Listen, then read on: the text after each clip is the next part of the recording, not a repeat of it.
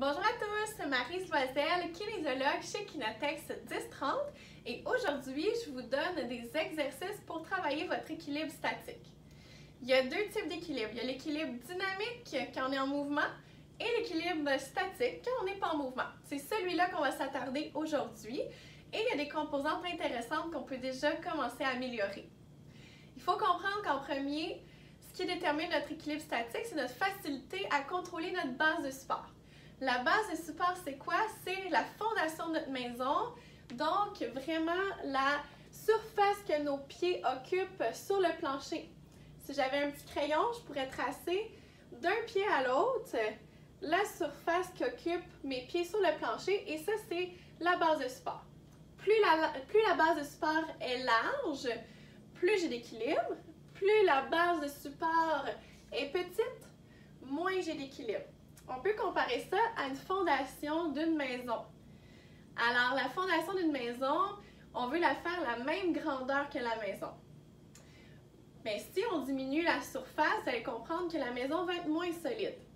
On peut aussi comparer ça avec une pyramide qui a une large surface, donc une large base de support, versus, si on prend exemple la tour de Pise, qui est plus étroite par rapport à son tronc. Donc, laquelle des deux va être plus solide? Eh bien, la pyramide va être plus solide que la tour de Pise. Donc, maintenant que vous avez compris ça, eh bien, on ne contrôle pas toujours la base de support, mais quand on la travaille, quand on travaille à la rapetisser, eh bien, vous allez avoir plus de contrôle quand elle va être plus large. Les adaptations qu'on peut faire, par exemple, pour vous aider immédiatement à avoir plus d'équilibre quand vous marchez dans la vie de tous les jours, c'est d'élargir votre base de support. Ça veut dire qu'au lieu de marcher les jambes collées sur une même ligne, on va avoir les jambes généralement la largeur des épaules et ça va nous donner automatiquement plus d'équilibre. Donc ça, c'est une adaptation. On veut aussi travailler, donc pour travailler musculairement, ça va être les exercices que je vais vous donner. Alors, ce que vous pouvez faire pour travailler justement la base de support, c'est de commencer avec les pieds collés. Vous voulez toujours faire un exercice en sécurité dans votre domicile. Si vous n'êtes pas à l'aise, faites pas l'exercice ou bien demandez que quelqu'un soit près de vous. Prenez toujours une chaise proche de vous aussi pour que ça soit sécuritaire. Donc, si vous avez besoin de vous agripper, bien, vous allez pouvoir le faire immédiatement. Alors, le premier, c'est les pieds collés. On essaie de garder notre équilibre 10 secondes. Si tout va bien, on veut y aller avec 20 secondes et 30 secondes. Si vous le pratiquez régulièrement, vous allez voir que ça va s'améliorer de jour en jour. Donc, si ça va bien, on peut aller travailler sur la plante des pieds, qui est un petit peu plus difficile. Et là, on peut lâcher quelques secondes et on rattrape. On lâche quelques secondes et on rattrape. Donc ici, je suis sur la plante des pieds. Je lâche et j'essaie de tenir en équilibre. Et je dépose les mains sur ma chaise au besoin. Donc, je peux rester un 10 secondes, 15 secondes, 20, 30, dépendamment de comment vous êtes capable, comment vous êtes à l'aise. Ensuite de ça, le tandem. Donc, on avance une jambe devant. Je ne vais pas la mettre immédiatement devant l'autre. Je vais lui laisser un petit peu plus d'espace pour commencer. Donc, on maîtrise ça. Pour être bien à l'aise dans chaque position, c'est important d'adopter la bonne posture.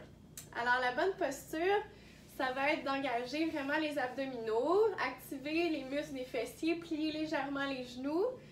Ici, je veux vraiment engager aussi les petits muscles dans mes pieds. On va le voir tantôt. Donc, on maintient la position. Si ça va bien, on peut venir rapprocher. Donc, rapprocher les pieds sur une même ligne. On lâche une main. Quand on est prêt, on lâche une deuxième main. Et on tient. Ici, vous regarderez que mon poids est partagé entre ma jambe droite et gauche. Je suis vraiment au centre. Les genoux sont légèrement fléchis. Mes abdos sont engagés. Donc ça, c'est un bon exercice pour travailler l'équilibre statique. Ensuite de ça, dernière étape, si tout va bien, ça fait quelques semaines que vous travaillez ces exercices-là et ça va bien, on peut passer à l'équilibre sur un pied. Donc, on rapetisse la base de support. On va maintenir généralement après 3 secondes, ça devient un peu plus difficile. Donc, allez-y doucement, puis restez surtout très sécuritaire dans cet exercice-là. Maintenant, on a parlé de la posture. Comment on fait pour avoir une bonne posture? Il faut connaître notre bon alignement. Alors, l'alignement est super important. Il part vraiment du talon, donc devant le talon, et il s'en va, si on trace une ligne, ça s'en va directement dans nos hanches. Si je continue à tracer ma ligne dans mes épaules et mes oreilles. Donc, si je veux avoir un bon alignement, je dois tracer une ligne qui s'en va de mes oreilles à mes talons. J'ai les genoux un peu fléchis. Là, l'exercice qu'on va travailler ici, ça va être pour justement trouver le bon alignement. Parce que des fois, on est soit trop par en avant ou trop par en arrière. Alors là, si vous regardez mon poids, je vais le transférer. Donc, je vais le transférer vers l'avant. Là, je suis au-dessus de mes orteils. Et je vais traverser pour être au-dessus de mes talons.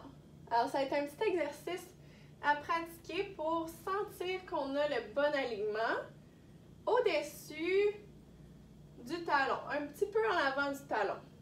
On est au milieu, devant, on traverse, milieu, derrière, milieu, devant, milieu, derrière. Ça, c'est un petit travail de cheville, donc tout le reste du corps reste bien droit. Pour travailler vraiment l'élongation de la colonne, ce qui va nous aider à garder notre équilibre, c'est notre centre, la ceinture abdominale. Donc, comment qu'on fait pour l'engager? On va se tenir plutôt relâché et à l'expiration, vous allez agrandir la colonne comme s'il y a un petit fil qui vous tire vers le haut. Donc, on le refait.